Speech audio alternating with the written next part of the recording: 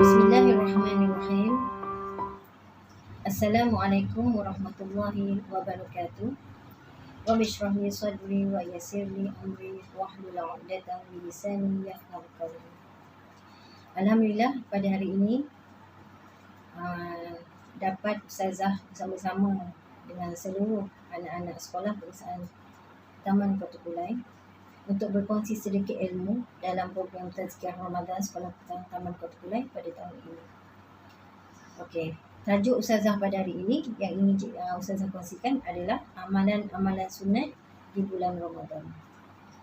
Ustazah percaya anak-anak semua dah tahu dah apa dia perkara-perkara sunat yang selalu kita lakukan di bulan puasa. Dah selalu dengar mak ayah selalu bagi tahu, ustazah selalu bagi tahu, ya. Awak dah tahu dalam pembacaan awak banyak perkara-perkara, sebab terlalu banyak perkara-perkara sunat di dalam bulan Ramadan. Tapi pada hari ini ustazah nak terangkan 4 amalan sunat yang terbaik, ya, untuk kita lakukan. Ada yang kita tahu kita buat, ada yang kita tahu tapi kita abaikan, kita tak buat. Nanti kita tengok apakah dia amalan-amalan sunat di bulan puasa yang amat dituntut itu. Okey, yang pertamanya adalah bersahur. Makan pada waktu sahur. Kita makan pada waktu sahur. Dituntut dia dapat pahala. Bila kata dituntut, Allah tuntut tu maksudnya Allah nak bagi kita pahala. Kita bersahur ni, makan tu, kita dapat pahala. Bila waktu sahur? Waktu sahur adalah waktu di penghujung malam menjelang subuh. Kita bangun sahur, kita dapat pahala. Sebab apa kita dapat pahala? Sebab Allah suruh kita makan sedikit untuk alas perut kita, untuk kita membuat aktiviti di siang harinya dengan bertenaga. Kita ada tenaga untuk melakukan pekerjaan kita. Kita ada tenaga untuk kita pergi sekolah. Kita ada tenaga untuk kita bekerja. Okey. Satu lagi. Bersahur ni penting sebab apa? Sebab Nabi Muhammad SAW pernah bersabda, iaitu bersahurlah kamu, sesungguhnya dalam bersahur itu ada keberkatannya. Sebab itu dituntut Allah berikan sebanyak-banyak keberkatan di dalam sahur tersebut. Yang keduanya, seandainya kita bersahur dan kita berpuasa, dapat membezakan puasa kita dengan puasa orang Yahudi.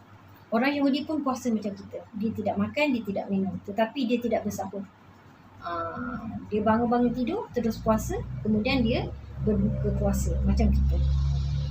Jadi nak membezakan antara puasa Islam dengan puasa Yahudi, Allah suruh kita bangun sahur. Jadi dapatlah menjadi satu perbezaan puasa orang Islam dengan puasa orang Yahudi. Okey, berkaitan dengan sahur lagi. Tadi Allah SWT suruh kita makan sahur. Yang keduanya, Allah suruh kita melewatkan waktu sahur. Waktu bila kita nak bersahur ni? Selalunya orang bersahur, orang Malaysia ni adatnya kita bersahur pada waktu 4:30 pagi, pukul 5:30 pagi. Ada yang dekat-dekat dengan azan subuh tu dia masih lagi bersahur. Boleh, tak ada masalah. Selagi azan subuh tidak didengari, tidak berkumandang, tak masuk lagi waktu subuh, makan dah. Bila dah dengar azan subuh tu, tak bolehlah makan. Maksudnya melengah-lengahkan waktu sahur tu, dekat-dekat nak subuh tu. Maksudnya kita sekarang kita makan pada waktu pukul 5 suku. Tu dah cantik lah tu. 5 suku, 5:30. Berhenti pada pukul 5:45. Itu dah cantik dah. Itu melewat-lewatkan sahur. Jangan pula awak bangun sahur pukul 2 pagi ataupun sebelum tidur. Tidur pukul 12, sebelum tidur tu kita bersahur. Pukul 12 tu kita makan, kemudian kita tidur, bangun subuh nanti. Itu tidak dikira sahur, tak dapat pahala. Kita bangun waktu sahurnya dah ditetapkan. Ya. Lebih kurang dalam pukul 4 pagi sehinggalah azan subuh. Lebih kurang macam tu. Jadi bangunlah sahur sebab Allah nak bagi kita pahala bersahur. Okey, seterusnya. Yang kedua, amalan yang amat dituntut adalah amalan memberi makan orang yang berbuka puasa. Ini amalan yang paling orang nak buat. Kalau orang tahu pahalanya, bersamanya, orang akan buat. Selalunya mak kita, ayah kita, dia akan bagi satu juadah berbuka puasa kepada jiran sebelah rumah. Satu mangkuk kuih pada jiran kita. Jiran kita lah, kiri ke kanan ke depan ke belakang ke, kita bagi. Itu dapat pahala tu. Banyak mana pahalanya. Tengok. Daripada Zaid bin Khalid bahawanya Rasulullah sallallahu alaihi wasallam bersabda, maksudnya siapa yang memberi makan orang yang berpuasa, maka baginya pahala seumpamanya tanpa sedikit pun kurang pahala orang berpuasa. Maksudnya, kalau kita bagi orang itu makan ketika dia berbuka puasa, pahala orang yang berpuasa itu kita dapat. Walaupun kita dapat pahala, kita bukan curi pahala orang tu, tetapi Allah gandakan pahala. Contoh orang tu dia berpuasa, dia dapat 100 pahala. Kemudian kita bagi dia makan. Kita bagi dia kurma 5 biji untuk dia berbuka puasa, dan dia makan kurma tersebut, kita dapat 100 pahala puasa dia tadi. Kita dapat pahala dia 100, tapi pahala dia tu masih ada pada dia. Dia ada 100 pahala juga, dan kita pun dapat pahala 100 dia tu tanpa usik pahala dia. Maksudnya Allah gandakan 100 bagi pada orang yang bagi makan. Macam itulah. Itu kalau seorang kita dapat pahala 100 tu, itu contoh 100 itu contoh. Okey, 100 pahala tu seorang. Kalau kita bagi makan orang 2 orang, 3 orang, 10 orang, awak kalikan sendiri. Jadi berlipat kali ganda pahala yang kita dapat seandainya kita memberi makan orang yang berbuka puasa. Sebab itulah selalu kita tengok orang belanja kawan-kawan berbuka puasa. Bagi anak-anak yatim, bagi anak-anak miskin makan di bulan puasa. Sebab inilah, sebab kalau kita bagi orang berbuka puasa, orang berbuka puasa ni makan, kita dapat pahala puasa dia. Banyak mana kita nak bagi makan, tak kisah. Sebiji kurma, separuh kurma, segelas air, seteguk air. Kalau kita bagi pada orang yang orang puasa tu berbuka puasa, pada waktu berbuka puasa, bukan waktu tengah hari, bukan waktu asar, tapi waktu berbuka puasa, waktu maghrib tu, kita bagi dia makan, kita dapat pahala puasa dia. Begitu besar pahala orang memberi makan orang berbuka puasa. Anak-anak macam mana? Macam mana anak-anak nak bagi, nak dapat pahala tu?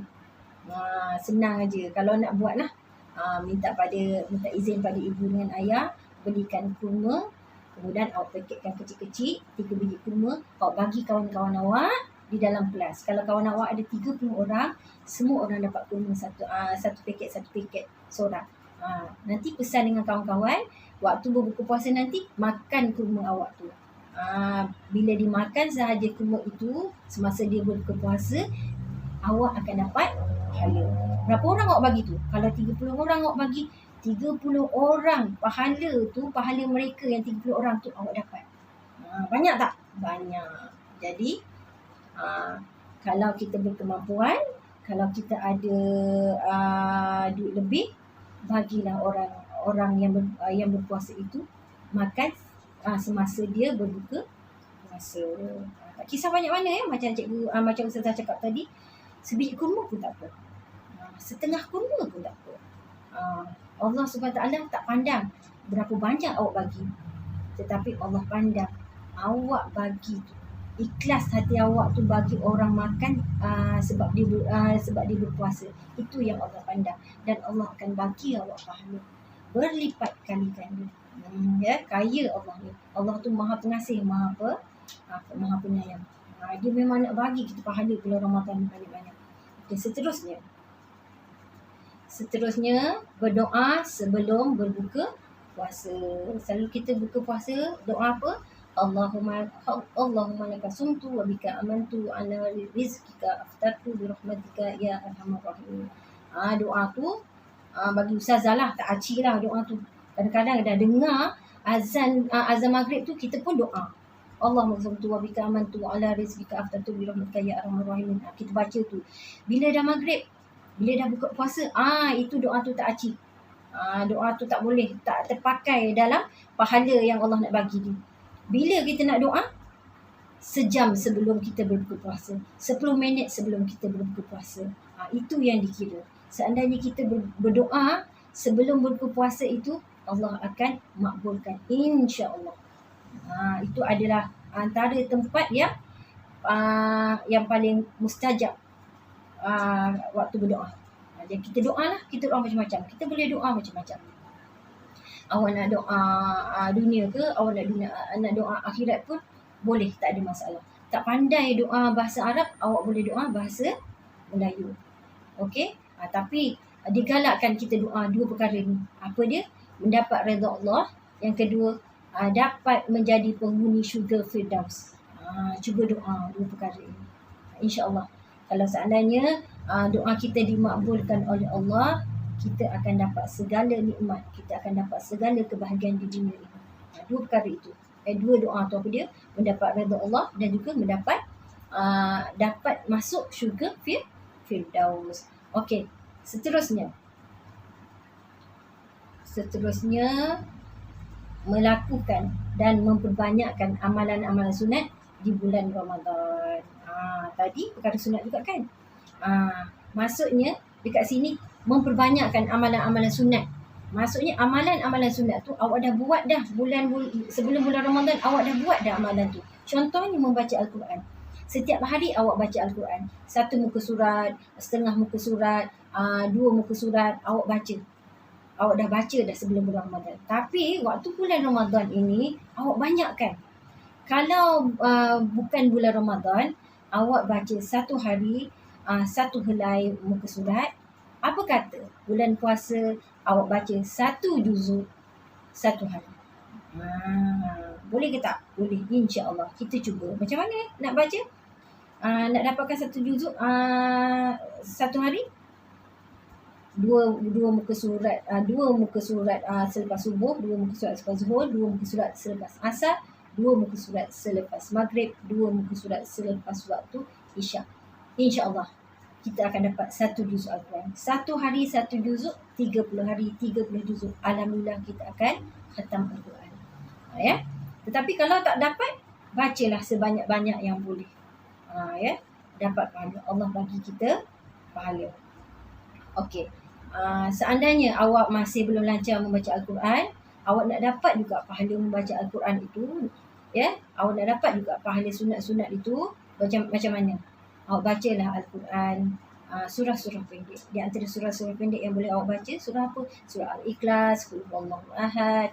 Awak boleh baca surah An-Nas, Qul A'udzu Birabbin Nas. Awak boleh baca surah yang pendek-pendek. Baca banyak-banyak. Kalau ada 10 surah pendek, awak baca setiap hari. Kadang-kadang kita baru baca Iqra, ya. Anak-anak pun baca Iqra, awak baru baca Iqra. Jadi tak lancar lagi baca Al-Quran, baca surah-surah hafazan yang awak ingat. Kalau 3 surah hafazan awak lancar, awak bacalah 3 surah itu berulang-ulang kali. InsyaAllah Allah akan bagi kita banyak sangat pahalanya. Okey. Ustazah rasa setakat ini dulu perkongsian Ustazah, iaitu apa dia? 4 perkara, 4 amalan di dalam bulan puasa. Amalan yang sangat dituntut. Yang pertamanya bersahur, kemudian yang keduanya memberi makan orang yang berbuka puasa, yang ketiga berdoa sebelum berbuka puasa, yang keempat memperbanyakkan amalan-amalan sunat di bulan Ramadan. Okey.